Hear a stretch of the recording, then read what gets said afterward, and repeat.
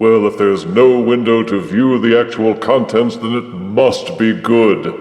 Right. Hello, my baby. Hello, my honey. Hello, my ragtime gal. Sonny, you kissed my wife. Baby, my heart's on fire. From the overpriced Hasbro Selects line comes Voyager Transformers Super Megatron. Not really seen in the US during Generation 1, this was always more of a manga Japan thing. The United States cartoons doggedly stuck with Galvatron as the Decepticon leader until the very end, after he had replaced Megatron during the 1986 movie. But since the Selects line often uses figures from Takara Tomy, they've made Super Megatron available for general purchase through the Hasbro Plus website, if you can find him in stock. To justify the higher price, they sank a lot into the packaging. Super Megatron has an outer box to his actual box, all in black and white, with Generation Selects Transformers screaming boldly at you from every side.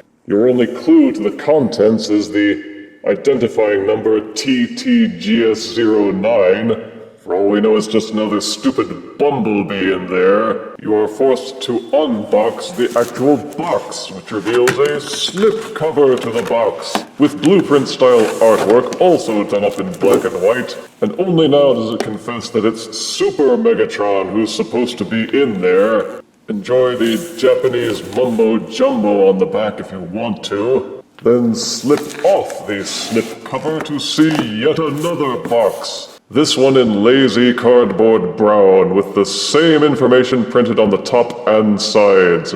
They wanted to make darn sure you know this is from the Generation Selects line for some reason.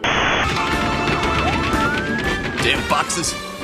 Having proved that they can waste your money on useless, redundant packaging, let us open the box and unleash Super Megatron himself.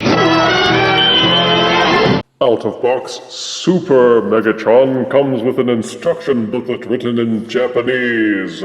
He also comes with a fusion cannon accessory, but it's always meant to be plugged in as a nose cone for the jet, so it's more of an appendage than an accessory. And this is Super Megatron's primary alt mode, a kind of spaceship jet thingy with fins and protrusions all over the place. Let us acknowledge off the bat that Super Megatron is a massive remolding of Voyager Titans Return Galvatron. So massive a remold that it's nearly brand new. As much as Power of the Prime's Hunger was remolded from Combiner Wars Silverbolt until it was almost unrecognizable. The colors on Super Megatron are all different from Galvatron, with gray and red replacing Galvatron's murky purple. The plastic feels better, being much stiffer and solid, and even these thin, finny protrusions don't feel particularly brittle. Though of course, don't test it by trying to break them. He's expensive. The front of the ship looks good, with the fusion cannon disguising nicely as the cockpit section. But his Galvatron roots stand out most at the back, with the arms for the robot just kind of hanging off the sides here, and the legs folded up to become his rear engine. Another new addition are these wings. Have you seen it? The darn thing has wings, which is something Galvatron didn't have. There are no other gun accessories to plug in, but there are a few open ports here and there that will support 5mm peg accessories. Some of the ports are under the wings, some at the sides, so you can make him even more super. These tank treads look kind of silly on the top of the ship, but that's what the instructions say to do with them. But just fold the legs out, rotate the back section 180 degrees, and you can put the treads on the bottom of the ship where they jive with this frontal landing gear, and keep the ship level. There is absolutely no reason in the world why you can't do this, and I highly recommend it as opposed to the default configuration in the instructions. Why would you deliberately configure this so that it won't lie flat? Bah! But Super Megatron is also a triple changer. To transform him to his second alt mode, just pop the nose cone fusion cannon off, fold down this section so that it's lying flatter, keep this section folded down so that these frontal mini tank treads, aka landing gear, are still pointed down, keep the arm sections folded up at the sides like this, Leave the tuning fork sections angled and folded like this as well. Take the tank front sections and fold them outwards. Take these wings at the top of the tank and fold them up. Fold each midsection of the wing down, then kind of collapse the wings down and angle them and rotate them. Underneath each of the wings is a tab and groove section that push together, but don't hold particularly well. There is a hole in the back of each of these triangular sections at the leg which plug into these pegs near the front of the tank. Angle and push those together until they lock into place. It helps if you kind of squeeze them together with your fingers. The tuning forks at the back now angle backwards. Take the fusion cannon accessory and split the front ends apart. This gray section at the bottom clips in at the sides of these two tabs. Untab and open it up. Then use these tabs at the side and these grooves to peg the ends together. With this gray hatch fully open, you may extract the miniature cannons from within the cannon. With the tri-barrel pointed outwards, you may clamp the gray section back shut. Fold this yellow section at the front of the tank so that the peg hole inside is facing up. Then the exposed peg hole on top will fit with the cannon turret. Peg those together, and Super Megatron is now in his Super Tank mode. In its official tank mode, I classify it as crummy. There's just something about the way this portion splays open that annoys. I know it was the same way with Titans Return Galvatron's spaceship mode, but just because they did it doesn't mean they had to carry on with it. Yes, when the legs are pegged in at the sides here, it keeps them nice and solid, but it still looks out of place with this huge gap here, with Megatron's thighs and his underpants exposed to enemy fire. Boo! The treads are supposed to peg into the bottom of the legs using this peg and slot combination, but they never stay in place. And even though it's not in the directions, I prefer to peg these leg portions back together as if it were in spaceship mode. The same pegs will hold it together decently, and it looks much better as the front of a tank without those horrible gaps. In the end, it's user choice, of course, but this is my official tank mode, and if you don't like it, you can splay yours back open, and open him up to enemy fire all you want. All that aside, he's still got lots of good detailing, and the paint is excellently applied with gray, black, and some red tossed in to break the monotony. The Titan Master ports and some open 5mm ports are still there for you to accessorize, and because the tank turret is only pegged into place, it can be raised and lowered slightly on the hinge.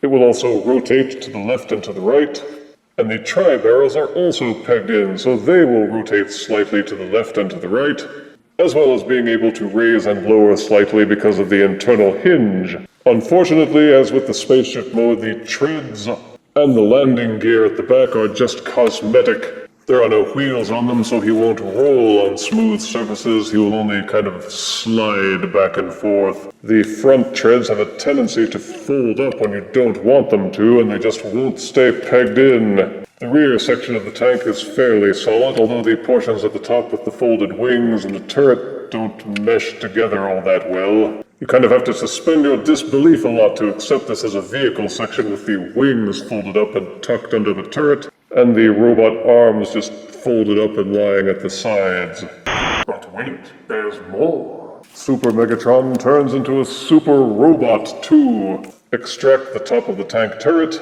Then for reals, you can split the legs apart, fold out the feet, and using the set of collapsible internal hinges, you fold out the legs and click the knees into place behind the kneecaps. Then you can finally give the treads what they really want and fold them up so that they cover the hollowness of the legs. Then using this rotation joint at mid-thigh, angle the legs until they are facing forwards. Take the mini treads that were at the back of the tank and fold them up into the robot chest. Untab the forearms from the shoulders and angle the arms down. Flip out the robot fists from inside the forearms. Untab and fold out the robot chest for a moment. Inside you will find Megatron's head. Flip it out and up for the dramatic head reveal. Then reclamp and close the chest. Fold the shoulder tuning forks back down.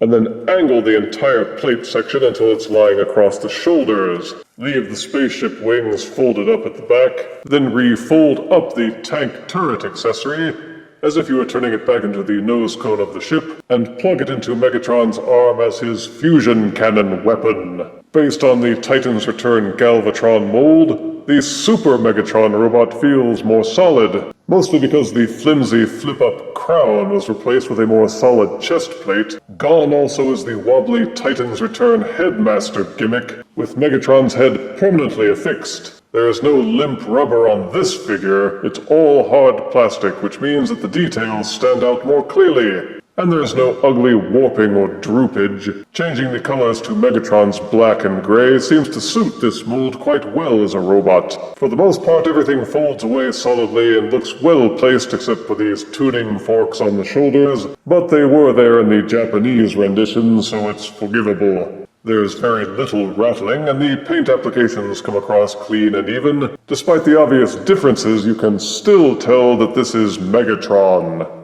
He is mostly quite solid except for these obvious gaps in the forearms.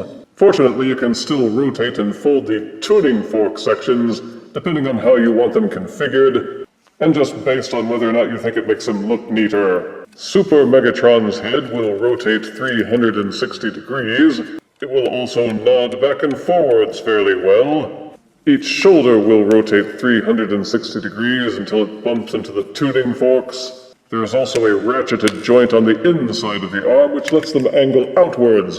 Upper arm rotation is included. Each elbow is double jointed so that the arm will fold in nicely. And of course the wrist will rotate as part of the transformation. Just like Titans Return Galvatron, this joint feels a bit flimsy. The waist will rotate 360 degrees, but be careful of these wings at the back, they get in the way a lot. These little flaps at the sides of the hips will fold up. Each leg will kick forwards all the way. It would rotate 360 degrees, except for all this kibble at the back. There is an upper thigh swivel. Each knee will bend backwards 90 degrees. The cuffs at the shins mean that you can't tilt the feet forwards, and the plating at the back of the foot means you can't tilt them backwards all that much, unless you open up the treads. Then you can angle the foot backwards all the way. But there is an ankle pivot, so each foot can be tilted from side to side. But between the double elbows, a good knee bend, waist rotation, and a movable head, you can still get a lot of excellent posing out of Super Megatron. But wait, there's more. Super Megatron has a dual robot mode that you can set him into. Pop off the fusion cannon accessory and take it apart as if you were making the tank barrel. You must split open the front of the tank cannon in order to allow this gray section to fold out. Fold out, but this time pull out and remove the triple tank barrel, and then close up the cannon, then plug it into the arm as a shield. You will note that Super Megatron's head kind of hinges and folds backwards from his helmet. This will allow a narrow band just above his forehead to rotate, so that the blue symbol on the front is replaced with this glaring red dot. Then fold his head back down into his helmet. Another thing to note about the head is that it has a rotatable face in addition to the rotatable headband. For some reason, the rotation joint on mine is very stiff.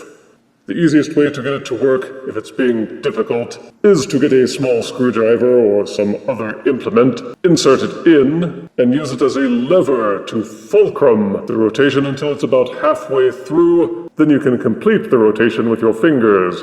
Then just close up the head, and the new face is visible. Kiss me, kiss me. Fold out the chest section. It will rotate 180 degrees. Clamp it back shut. The way the directions and diagrams were drawn out, it's a little hard to tell which one of the chests is supposed to be the super chest and which one isn't. But as neither of them interfere in any way with the robot mode, it's your choice how you want to configure him. If you think he looks better with the other chest, just swap it out and replace it. Unfold the wings at the back and rotate them so that they angle out. Finally, you just take the tri-barrel tank accessory and plug it into the top of one shoulder, then angle it so that the cannons point forwards. Kaboom! Transforming Megatron to his second super mode is simply a matter of rotating some of the other parts out like his wings. It makes his plating look different and conveys flight capacity a bit more, but outside that the detailing and articulation is unchanged. It's just that having a red dot on his forehead, cannons on his shoulder, and his fusion cannon folded up a bit differently, why, it makes him more super than ever before. For size comparison, here is Generation Select's Super Megatron next to Hero Masher's Megatron. Here is Generation Select's Super Megatron next to Revoltech Megatron. And here is Generation Select's Super Megatron next to the RED series Megatron. This guy doesn't look like me at all. Titans Return Galvatron was a pretty good figure, but there were some parts of it that just disappointed. So it's nice to see somebody take this mold and fix most of the problems that it had. And it doesn't hurt that it involved ditching geeky-voiced Galvatron to restore raspy-voiced Megatron, who in my mind was the original Decepticon leader and always will be. Positives are that there are 4 modes to enjoy: a decent spaceship mode, 2 solid robot modes, and a tank mode that's semi-decent once you defy the directions and seal up the front. It's all solid plastic with clean paint applications and excellent detailing. There are some open ports for extra accessories. The transformations aren't overly difficult, but provide sufficient alteration that the different modes don't feel lazy. Negatives are that for all the remolding, it's still not an original mold. And Titans Return Galvatron still peeks out here and there, especially around the legs. The spaceship mode has no rear landing gear, so the ship tilts annoyingly. The tank mode has no wheels, and transforming as instructed looks stupid. The tuning forks look neat, but for nearly each mode I just feel like I should be doing something more with them. The leg portions at the back don't peg together as well as I would like. The forearms are still hollow, and the difference between the 2 robots is kind of subtle. And I frankly feel he's too expensive. Having longer wings, a secondary box, and a slipcover was a poor compensation for essentially giving us a Voyager-sized figure, then doubling the cost without giving us any extra accessories. If you're a fan of the Megatron character, you may feel it was worth it, but if not, you will almost certainly come away from this purchase feeling gypped. Overall, I find this to be a better figure than the Titans Return Galvatron on which it was based, but because they charged too much for it and took too long to make it, I give Generation Select's Super Megatron an equal score of 8 out of 10 deaths. The thing that's really super about it was how much they charge. If you refuse me, honey, you lose me, then you'll be left alone. Oh, baby, tell them all, and tell me I'm your own.